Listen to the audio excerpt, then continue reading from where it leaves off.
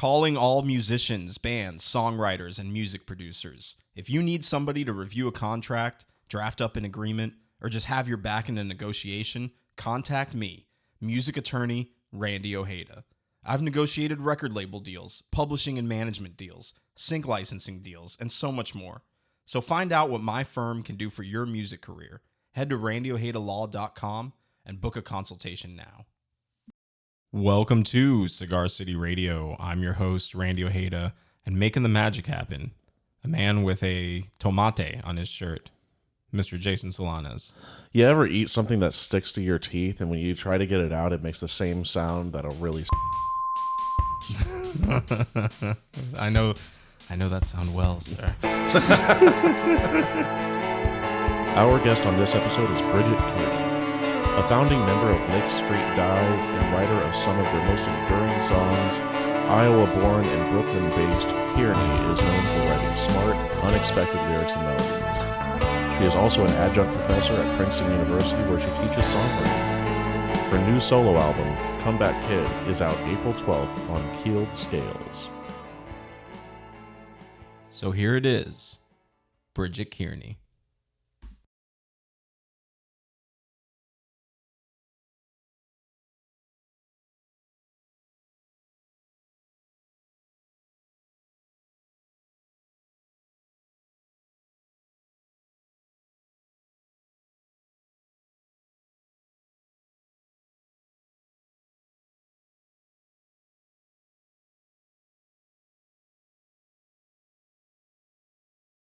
So we're with Bridget Kearney from Lake Street Dive. So, okay. All right. Now we're cooking with gas. So yeah, we were supposed to see Lake Street Dive at Gasparilla Music Festival. But there was an illness or something. Was everything okay with the band? Everything's great. Yeah, we just, Rachel came down with a kind of a nasty, there was a lot of things going on. I won't go into too many details, but not in a good condition to be on stage singing for people. Not much coming out of her mouth. So, that sounds rough. Happens sometimes, sadly. Unfortunately, we weren't able to see the show, but hopefully the band will come back at some point, and we'll get another chance to see the group. Yeah. But what we're here to talk about today, of course, is your new record, Comeback Kid. It's out April 12th on Keeled Scales, one of my favorite labels. And nice. So I've been listening to the singles. I actually got an advanced copy of the record, so I've been listening to the record itself, but I've become obsessed with Obsessed, and nice. Just really listening to all the tunes and love the sound. So let's tell me a little bit about Comeback Kid. Why a solo record? Why now? How did it come together?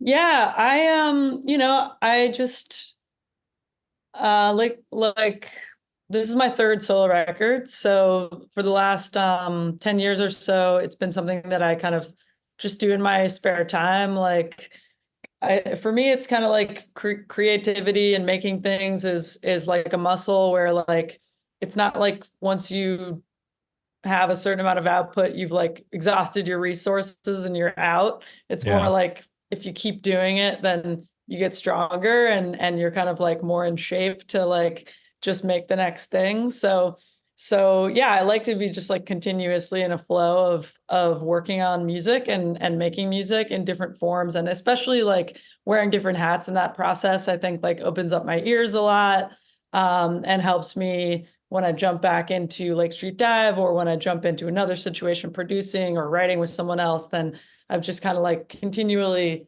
growing and expanding on the sounds that I am interested in and know how to make. So yeah, the Comeback Kid was something I started working on maybe around 2021, writing the songs for this. And of course, during that time, there was extra time off the road thanks to the COVID pandemic.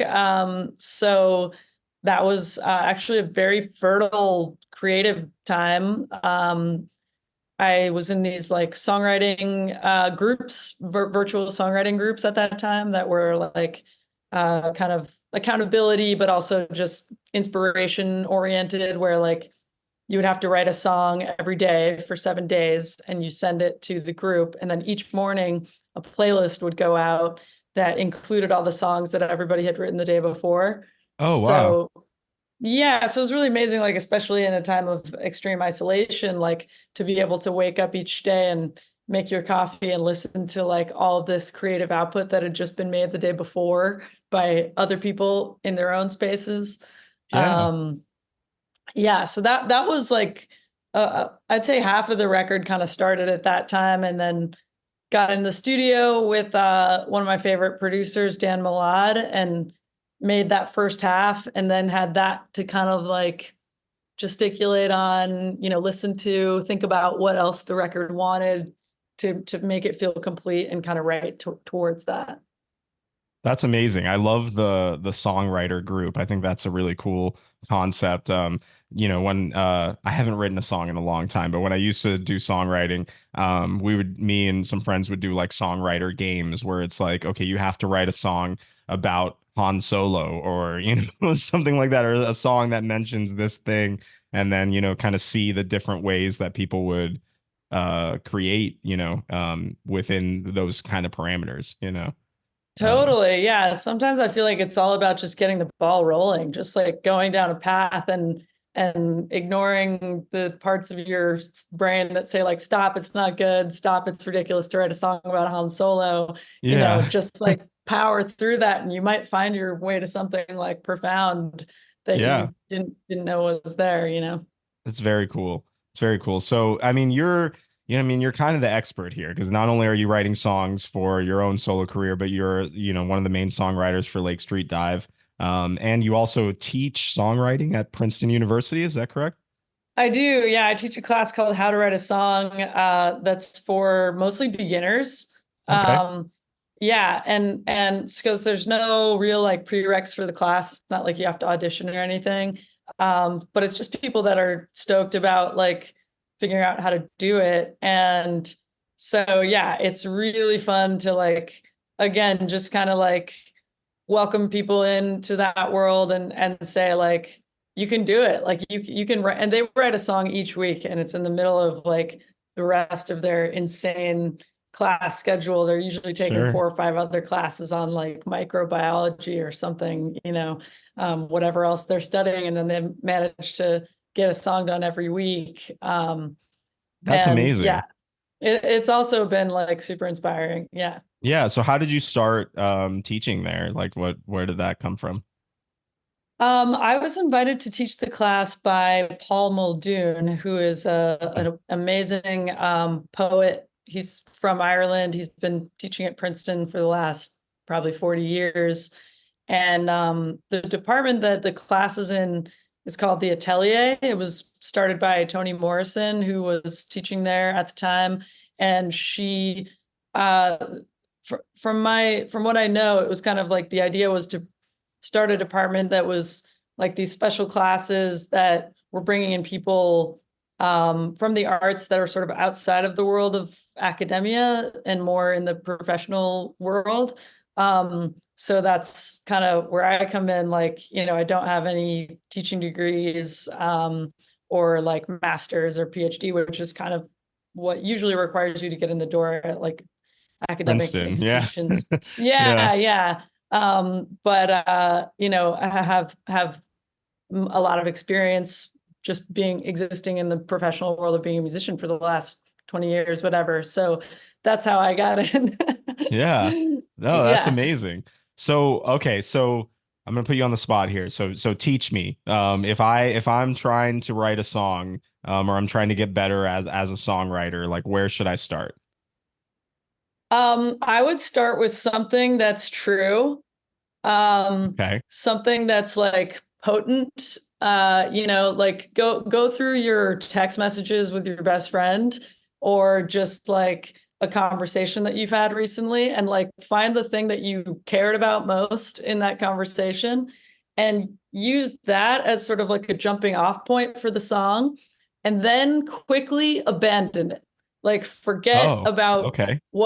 forget about what the like strict truth of the experience was, and just remember the feeling.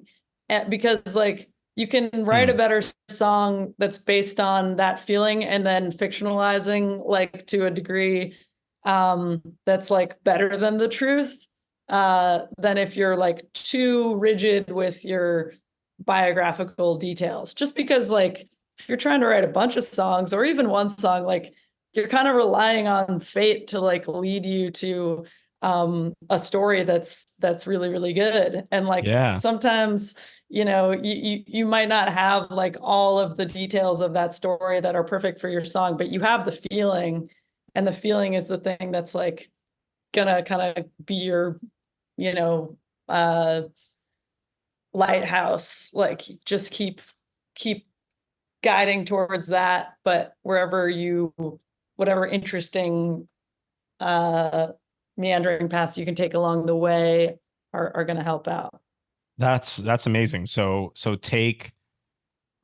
basically take something from your life, remove the context, and kind of boil it down to that individual feeling. Yeah, uh-huh, Okay. exactly. All Yeah, right. so like a song on my record like Security Camera, Yeah. like that came from like some real um a real conversation about like seeing security cameras all around Brooklyn, New York, and thinking, oh wow, they're like really getting an eyeful. Like there's a lot of stuff going on that's not Yeah. necessarily like what they're intended for. They're there to like capture criminals in the act of committing a crime, but they're also getting all this other footage of like people falling in love, like Yeah. Or you people know breaking up, you people breaking know. up. Yeah, just like any of these like vivid um wonderful or terrible moments in our lives are probably captured. Anyways, so then I try to think like, wow, that's really interesting to me, and like what are these moments in my life that I wish I could live over and over again Yeah. on repeat. And then you kind of like verse one is one moment from one part of my life, and verse two is another moment from another part of my life, that like they're not actually connected, and there's details in the song that are like not exactly what happened to me, but it's the feeling. It's like Yeah. it gets the point across better than my own biographical details would. Yeah, no, that's cool. Yeah, so Security Camera was one of the first singles off the record, right? And I've been listening to that one as well. And it definitely, yeah, it's like you're talking about, different significant moments in your life, but it comes across so what's the word I'm looking for? Like it's relatable, like it's not it's and I guess that goes back to the songwriting lesson you just told us, is that you're not getting specific about exactly the context of these moments, but you're capturing that feeling. So that's really cool. Yeah, Yeah. it's fun. I like to write a song. Yeah. So what were some other inspirations for the record of Comeback Kid? First off, like where the name Comeback Kid come from? Comeback Kid came from a song that's on the record. It's the last song. Mhm. And it was one of the earlier songs that I wrote that I thought could be a contender for this record.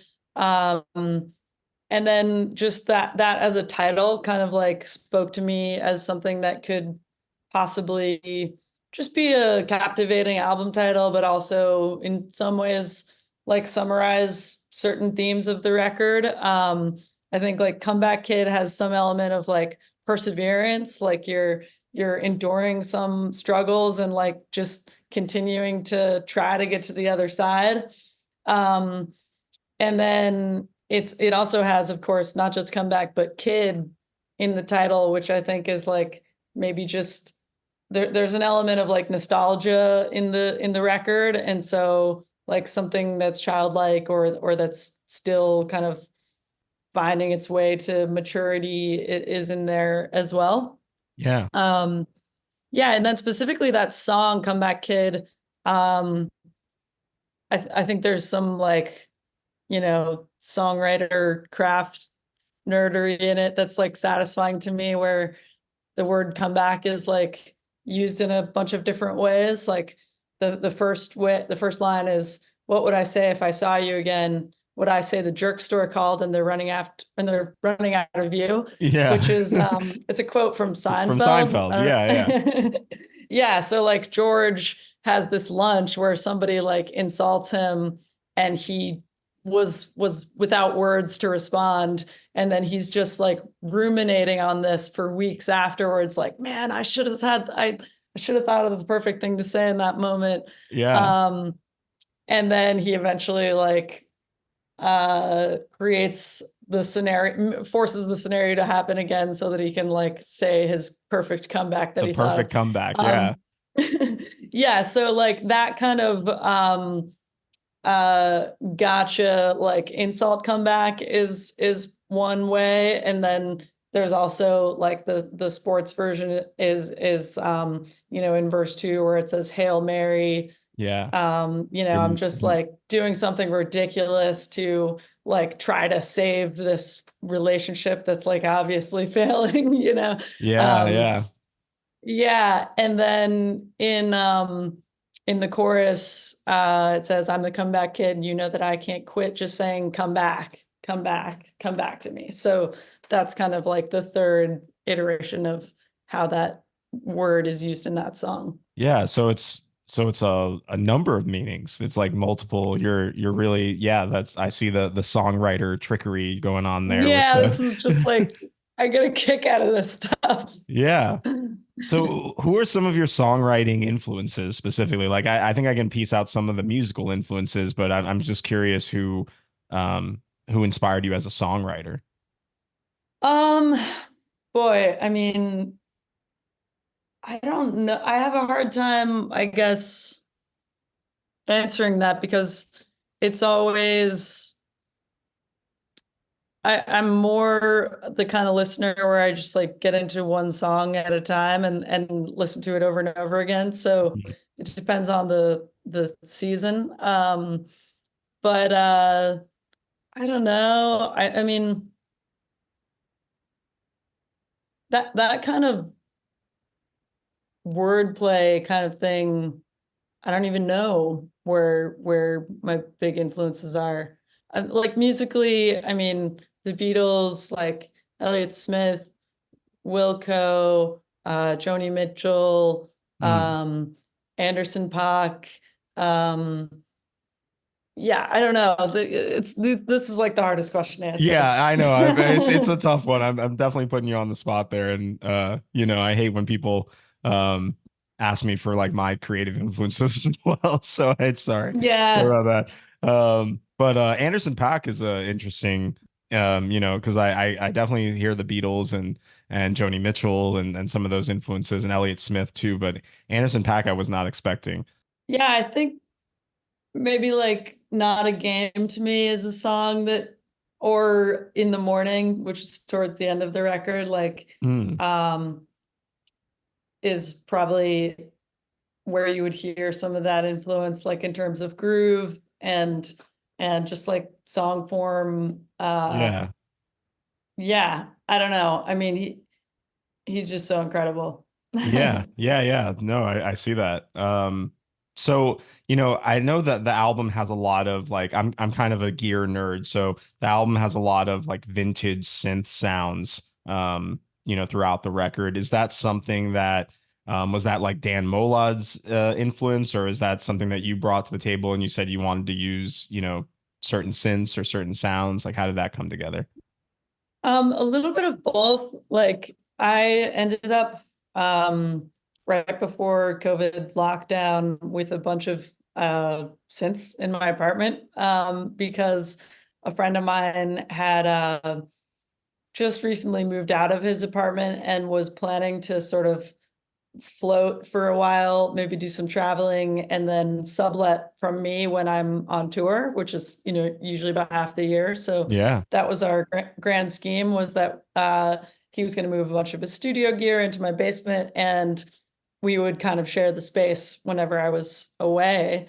And then of course, the pandemic happened. And so I was at home much more than expected, and uh, found myself with all this gear. Yeah.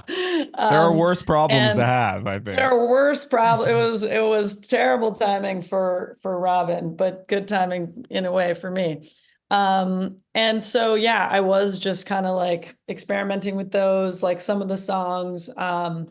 Again, using security camera as an example, just like it starts with that synth riff, Mhm. boom, doom, doom, doom, doom, doom, doom, doom, and that's just because that was what I had lying around and was like playing Yeah. with. And then when I sent those demos to Dan, I think that was probably like um helpful for him to get a sense for what kind of sounds I was hearing, and he's fully a wizard with those things. Both Dan Yeah. and the two engineers that we worked with, John Joseph and Rob Shelton, Oh yeah. they're Shout out to John Joseph. Yeah, I know him. Yeah. yeah. Oh, yeah. He's great and really knows his way around dialing up sounds on those kind of things and just like making them really sing. Yeah. No, that's cool. I definitely think the record has a great like warm vintage sound, which you don't hear as much in records, but it's still, it still sounds new and modern, but just that those, classic real synths, it doesn't sound like it's patched in like audio, synth, like it sounds like what it apparently is real synthesizers, you know. Yeah, what I really like about Dan's production is like he manages to make everything sound modern. Like even I think if he was mixing just like a piano and a voice, he would like be able to use these kind of like full spectrum hi-fi sounds to make something like classic sound super modern.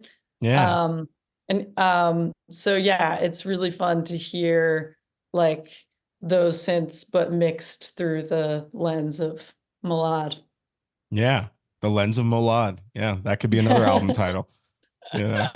Very cool. Yep. So, what's the plan for this record? It comes out April 12th on Keeled Scales. Is there going to be a tour in support of it, or what's next? There is. Yeah, there's going to be 12 dates or so, and I've already done a couple shows around the single releases. Hmm. My concept for this album release is to use all local musicians or regionally local. So I did a show in LA with like all LA musicians and a show in Nashville Oh, with all Nashville musicians. And it's just a really fun way for me to kind of reach out to musicians that I've gotten to know through being in the music industry for a while, like that I've, seen play. We kind of like admired each other from afar. And then it's like finally time to be like, let's take this to the next level. Let's like play some music together. yeah, Um, and so far it's been amazing. And the other fun thing is like because the band is different on all the shows, like it just gives each show its own kind of life force and a freshness. For example, I did the show in Nashville a couple weeks ago, and the Nashville band included a pedal steel player. Spencer Cullum is his Oh, wow. name. And there's like not really any pedal steel on the record, I was but it gonna was just say. something. Yeah, Yeah, you just throw it to the band and say like, I don't know, here are the parts, like see whatever you can pull out of it, go for it. yeah, And he slayed it. He sounded so good. And like we had one long rehearsal, and then just did the gig. And so like on the gig, myself and the rest of the band are just like hearing things that are still brand new to us. And so it's really a great energy to have on stage and super exciting. that's so fun, and awesome for the listeners too, who get to hear kind of a new take on the record and the songs. That's really cool. Yeah, yeah. I think it's selfishly like the most fun for me because I'm the only one who will get to hear all the shows. Yeah, yeah, You that's know. good. Well, you should record them, and then Yeah, yeah, yeah, definitely. trying to get at least some, phone videos and stuff of all of them. But I think that energy like translates to the audience, even Yeah. if they're not hearing all the shows. Just the fact that the people on stage are really pumped about what's going on, like I think definitely is important. Yeah. So how are you kind of coordinating all that? It seems like I was a band manager for a while, so I know like it's like tough to get musicians in the room, and then are you rehearsing these sets? Are you just like going at it and just performing and seeing what happens? Like what are you doing? So that is there are pros and cons to this approach. And Yeah. it's definitely like labor intensive and kind of risky Yeah. because you don't know until the day of the show whether it's going to be good or not. I mean, I'm sure it'll be good. I mean, it sounds like you're working with some high quality musicians here, you know. Yeah. yes, very, very extremely lucky in that regard. And so, but it's super fun to kind of scheme about like what would be a good combination of musicians for each show. Um, the shows that we're doing in around the Northeast are going to be with, I think, well, I know there's going to be two guitarists on it, Will Grafe and Adam Brisbane. My concept for those is to have no synths, Oh, wow. no keys. And so it's more going to be like handing off the role of like doing synth-esque sounds to either of those two guitar players. And they're both like really expansive sound artists on the guitar. So that's the idea for that particular set of shows. So yeah, it's really fun to just kind of like imagine how it might go. And then I made like very detailed charts for each song with like chords and forms and Hmm. like here are the specific melodies that I want you to play. Here's where you can do your own thing. Um, you know, so that was kind of like felt like a part of the important part of the job too was just like figuring out how to Yeah. explain to people what the songs are and then send them a record and then see how it sounds. Yeah. Yeah. And just kind of letting people interpret the parts the way they see fit, I guess. Yeah, yeah. Some of this stemmed from a tour that I did in the fall, opening for Margaret Glaspie. And Oh, on yeah. that tour, I did most of the shows solo, but I did Nashville with a Nashville band and New York with a New York band. And I was like, whoa, this is so fun to get to hear the songs so Yeah. differently. Um, and then I did this video for the song Don't Think About the Polar Bear Hmm. from this record. Yeah. That was the And first single, right? Don't think about the polar bear. yeah, that was kind of like a holiday-ish, like pre-album announced single. Mm. Um, and invited a bunch of friends in to make a like in studio video of that. And there was maybe 6 or 7 piece band. None of us had played together before. We all put on matching turtlenecks, played the song 5 times, picked a take, mixed Yeah. it, videoed it. It was done by 6 p.m. And it was just like so cool to like, Amazing. yeah, again, just hear everybody um in the moment, like coming up with their parts and refining things. And yeah. Yeah. That's right on. So, um, so you mentioned you're in Brooklyn now. That's where you live. Like, how long have you lived in Brooklyn? I think about 15 years now. Oh, okay. Wow. That's a long Yeah. time to live in Brooklyn. Yeah, Yeah. yeah. Are there any like particular venues that you like to go and check out in New York? I know it's constantly changing. Things are closing and opening there. So, what are kind of your spots, you know? Yeah. Well, I like to go to Bar Lunatico. Did you ever go there? Yeah, yeah. Yeah, it's in Bed-Stuy. They have a bunch of incredible music like every night of the week. And it's small, intimate. Like those are some of my favorite New York venues are the ones where you can sit 10 feet away and it's Yeah. always like just mind-blowing world-class musicians, but you can be almost practically on stage with them. Yeah, Um, that's one of the things I yeah. love about New York shows is yeah, it's like, there's not a lot of space for big venues unless you're talking like Music Hall of Williamsburg or something, so it's nice to, see some intimate performances. Yeah, so I saw a show there last week, and I would put like Sonny's and Barbez in that category too of Okay. like small intimate venues. But I like to go to the big shows too. I went to see Brittany Howard's show last week at Oh yeah. Webster unbelievable, like Yeah, one of the amazing new best live record. shows I've Yeah, ever seen. Um, yeah, and I saw Joe Lovano at the Village Vanguard the other night, like nice. harkening back to my jazzer youth days. Yeah, sure. Yeah. Yeah, there's just like really an embarrassment of wealth of music going on here at all times. Yeah, no, I mean, that's the best part about New York is, yeah, there's so many amazing musicians that, yeah, you can catch a great show at a small spot. Um, Yeah, I've seen some amazing sets at like Pete's Candy Store, which is like not much bigger than my office right here, you know? So it's totally. yeah, it's a great place to be. Well, very cool. So where can people find you if they want to connect with Bridget? I guess probably the best place would be Instagram, like at Bridget Kearney Music, and I'll post about shows and stuff there. You can also reach out and say hey. And yeah, that's kind of a fun outlet for me too, just like sharing whatever kind of shows I'm seeing around New York, or um if I'm like producing something, or like tonight I'm um playing a show with my friend Alwyn at a little club called Come On Everybody. Yeah, Um yeah, great spot. Yeah. yeah, so it's fun. Yeah, I like to do like local gigs when I'm here too. And yeah. Cool. Yeah, well, definitely follow Bridget on the socials, on Instagram. And are you a story person? Are you posting to your story a lot? I do. I'm posting the stories. I'll be posting Okay, now. all right, all right. So yeah, we'll see. You're set tonight at Come On Everybody. Of course, this won't air for a couple weeks, so Cool. by then the Come On Everybody show will be long gone. So, All good. but follow Bridget for more musical details, and hopefully we'll see Lake Street Dive back in Tampa, maybe next year at Gasparilla Music Festival or another festival or something in the future.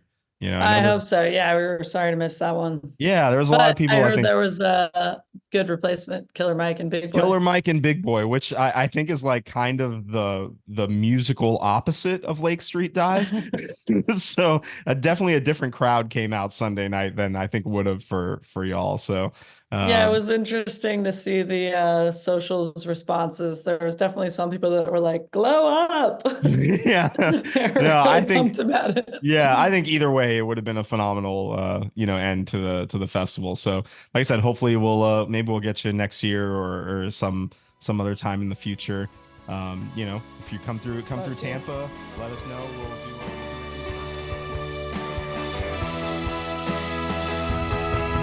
And now the queen of hearts is dead.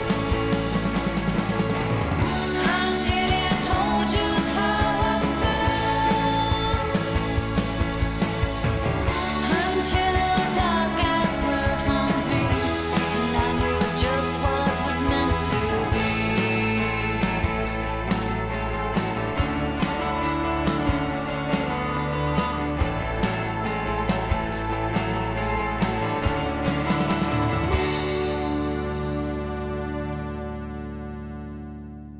Yeah, just went to see my podiatrist.